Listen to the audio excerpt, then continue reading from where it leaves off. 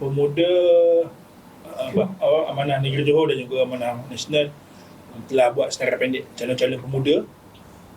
Setakat hari ni hampir 1/3, 1/4 daripada jumlah di PRN Johor tu ditandingi oleh pemuda lah. So yang akan diumumkan pada hari Isnin ni lah. Yang pastinya ketua dan timbalan ketua pemuda Amanah Negeri Johor, saudara Taqiyuddin dan juga saudara Afif bertanding. Didon yang kita target menang, yang akan diumumkan pada esok hari lah. Taqiyuddin, ketua pemuda, dan juga saudara Afif Hamid.